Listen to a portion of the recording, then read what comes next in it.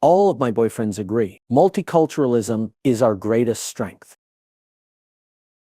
Western governments often tout multiculturalism and diversity as unalloyed strengths, weaving narratives of enriched societies forged in shared prosperity and mutual respect.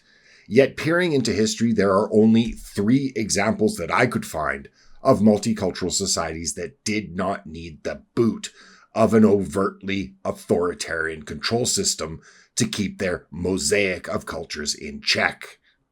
And it reveals a very stark irony. The rare pre-modern exemplars of multiracial, multi-religious pluralism, such as Carthage's oligarchic corruption that entrenched elite graft, Rome's clientelistic networks that were breeding grounds for factional strife, and the Swahili city-states and their reliance on brutal slave economies. Well, they sustained their fragile equilibria through exploitation rather than genuine harmony. And this underscores how such systems teetered on coercion beneath the veneer of tolerance. Civil war is coming! Collapse and then civil war! Civil war!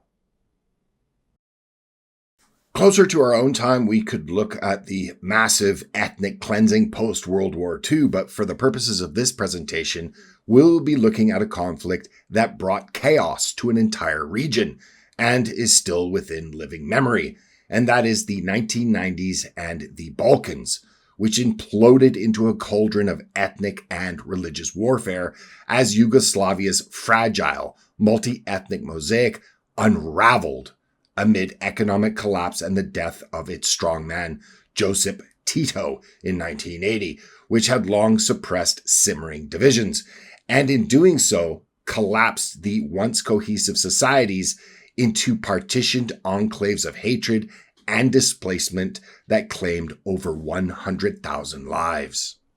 Of polls taken over the past 2 years or so, between 40 to 47% of Americans believe that civil war is very likely within the next 10 years or within their lifetime. And this has been fodder for many e-celebs for many years. Of course, civil war is coming to end the right! And that's not saying that these e-celebrities are wrong. Enter David Betts, a professor at King's College London and an expert in the subject, and he has gained much public attention recently for his theories on the potential for future civil war in the West. His views are based on a weakening of social fabric, loss of legitimacy, especially in government, and the massive demographic changes that are happening currently in Western countries that are creating the circumstances that are ripe for a perfect storm in this regard. It's coming. Civil war. Us against the aliens. Government. But if a collapse does come, what can be done to increase your and your family's chances of survival in such chaotic times? To that end, whilst going down many a rabbit hole, I found an article written about 7 years ago by a man that lived through the civil wars that raged throughout the Balkans in the 1990s, and he entitled it 1 Year in Hell, and his experiences on how he was able to survive in a city of 6,000 people without water, electricity, gasoline, medical help, civil defense, distribution of services, or any kind of traditional services or centralized rule. Well, he offers very keen insights. And in it, he outlines what to expect and what is needed to survive such events, and many of these might surprise you. Now, from historical fractures to modern fears, one constant emerges: health as our ultimate shield in fragility. And here's why. Dump this brown powder in your coffee and become 27% harder to kill. This is Black Forest's high flavanol cocoa powder, and here's what's insane. A recent study with 21,000 people just showed that it might reduce a heart attack by 27%. Cocoa flavanols keep arteries flexible, but regular chocolate destroys 90% of them during processing, like water versus high-octane fuel in a gas tank. Thus, Harvard's Cosmos trial, the largest cocoa study ever, well, it has confirmed this. Take a look at Dr. Eric Berg, a top YouTube health educator on cocoa benefits. Chocolate. There's some seriously amazing benefits for the heart. Decreased blood pressure because you're getting increased nitric oxide, which actually helps the smooth muscle of the arteries. Now, the blood pressure effect can also happen due to the high levels of magnesium. It's also loaded with iron and potassium and copper and phosphorus and zinc. Number 2, it can increase your HDL, decrease your LDL, especially the oxidized LDL. Number 3, major studies showing the decrease in risk of heart disease, okay? This is the big one right here, decreasing endothelial dysfunction. This is where heart disease starts. It's the inside of the layer of the artery, specifically the coronary, that starts to become damaged, and then the cholesterol comes and the calcium comes and builds a plaquing and a clot. And so these antioxidants protect the inside layer of the artery. Black Forest's high flavanol cocoa is performance fuel, not candy, and has active compounds that Harvard researchers have linked to cardiovascular support, better blood flow, and sharper focus, like an insurance policy for your heart, brain, and stamina. I myself add it to my morning coffee daily, and within 10 minutes, I'm wide awake and energized because it boosts circulation and heart health. Now, here's the bottom line. This is the final week to stock up for the buy one, get one free promotion. In fact, Black Forest told me they're basically breaking even on this promo just to get it in your hands amid skyrocketing global cocoa prices. So, don't rely on big pharma or junk food. The science is clear, but access is limited.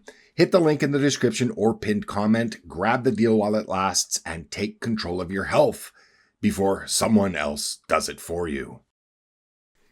He starts by recounting the years between 1992 and 1995, enduring 1 year in his blockaded city that resulted in total societal collapse.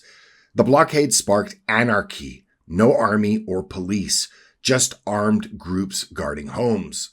Preparations, of course, differed. Most had food for at least a few days at most, as well as pistols for protection. Few owned rifles or shotguns. Armed gangs arose within 2 months, as did looting and the breakdown of infrastructure like hospitals. His large family, around 15 people, in a big house with 6 pistols and 3 AK-47s, mostly survived. The United States, for its part, dropped MREs every 10 days or so, but that fell woefully short for the needs of the people in the blockaded city. As well, private gardens were scarce. By month 3, starvation and cold had killed many. Survivors burned doors, floors, and furniture from the empty houses around them for heat. Diseases, particularly from tainted water, claimed numerous lives. And survival diets relied upon collected rainwater, pigeons, and even rats. Currency soon lost all value and was replaced by a savage system of barter. For example, tinned meat could be traded for sexual favors from desperate mothers and young girls. Fierce struggles erupted over arms, ammunition, candles, lighters, antibiotics, fuel, batteries, and food, eroding human decency and turning normal, average men into monsters. Ultimately, collective strength proved essential. Isolated individuals, no matter how well armed, faced inevitable robbery and death. And he very much stressed that nobody can make it through such a situation on their own. The city was divided into street-based communities. My street comprised 15 to 20 homes, and we maintained patrols of 5 armed men to guard against gangs and marauders. All exchanges took place on a well-organised trading street, but travel there was perilous due to snipers and bandits who could rob passers-by. I ventured there only twice for rare essentials like a list of medicines, primarily antibiotics. No one used automobiles in the city, as streets were clogged with wreckage and abandoned vehicles and gasoline was prohibitively expensive. Travel occurred only at night, never alone or in large parties, but in small groups of 2 or 3 armed men, moving swiftly through shadows and ruins rather than open roads. Gangs numbered 10 to 15 men, some up to 50 strong. Yet many were ordinary men, fathers and grandfathers, but they too also killed and robbed. There were no clear good or bad individuals, most occupied a grey middle ground.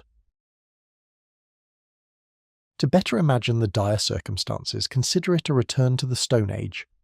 I possessed a container of cooking gas but refrained from using it for heat, deeming it too costly. Instead, I crafted a nozzle to refill lighters, which were invaluable. When someone had an empty lighter, I filled it in exchange for a tin of food or a candle. As a paramedic, my expertise proved my greatest asset. In such crises, curiosity and skills outvalue gold. Supplies deplete, but abilities sustain. I urge people to learn to repair things, from shoes to people. My neighbour, skilled in producing kerosene for lamps, never went hungry. That depends. If you plan to live by theft, all you need is weapons and ammo.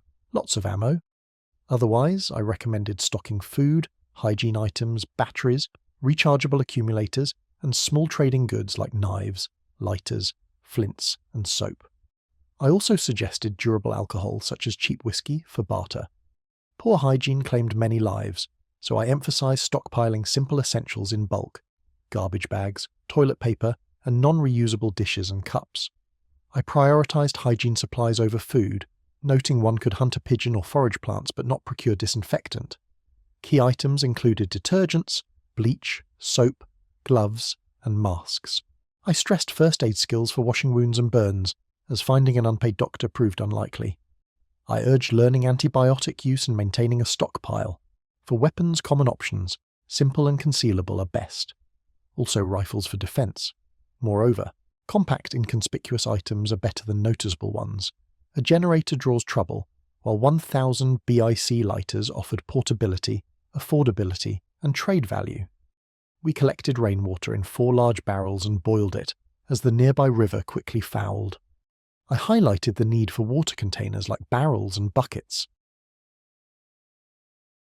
I traded all the gold in the house for ammunition, but money quickly became worthless. Everything we needed we traded for through barter. Yes, but coffee and cigarettes were even more expensive. I had lots of alcohol and traded it without problems. Alcohol consumption increased 10 times compared to peacetime, but it would be more useful to stock cigarettes, lighters, and batteries. They take up less space. In the beginning of Troubles, police confiscated lots of guns, hide them. If there's unrest, the government may attempt to seize all registered firearms. Never forget that. But remember, the most difficult time is the first days, and you might not have time to find a weapon to protect your family. Being disarmed in chaos and panic is a bad idea.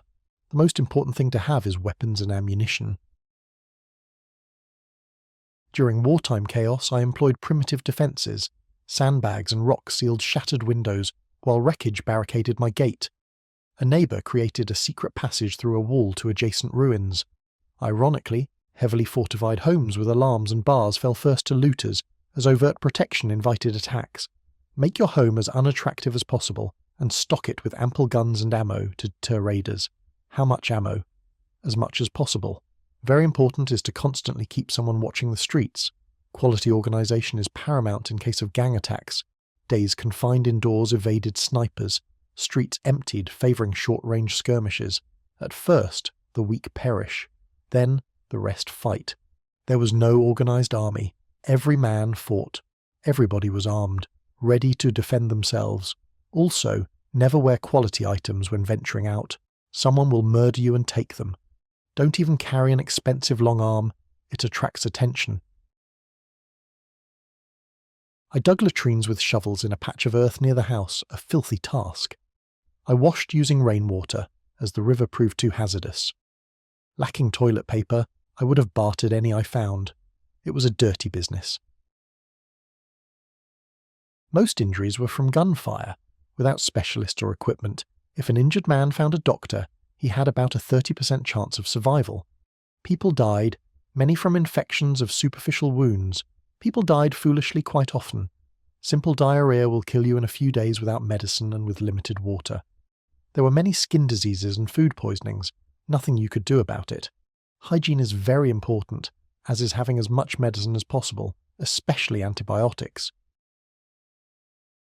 Overall, what he stressed is that politicians kept repeating the same mantra, that everything was going okay and everything was going according to plan and that there was no reason for anyone to worry. But that is when the sky fell upon their heads. Also, that you will need things to barter, but never trade at home and never in great amounts. Also, never let anyone know what you have or how much you have. At the outset of the shit hits the fan moment, stay inside well armed and prepared, waiting and evaluating your options. Super defenses and super guns are meaningless. If people think they should steal from you, that you're profitable, they will. It's only a question of time and the number of guns and hands. Most of all, you will need guns and ammo. First and second, everything else, literally everything else, depends upon what you can get and what you can trade. If you don't have something, there will always be someone to trade with. But if you don't have weapons or ammo, there will be no trading for you. And very importantly, don't think of large groups as extra mouths. Big groups mean more guns, more strength. And from there, everyone prepares on their own. So what do you think? Leave me your thoughts and possible additions to this list in the comment section below. And as always, check to see that you're still subscribed, as YouTube has unsubscribed tens of thousands of people from this channel. Also, remember to check out today's sponsor, Black Forest Supplements Cocoa Flavanols, that can help you take control of your health. The science is clear, but access is limited. So get yours today. And with that, I'll see you in the next video. Bye for now.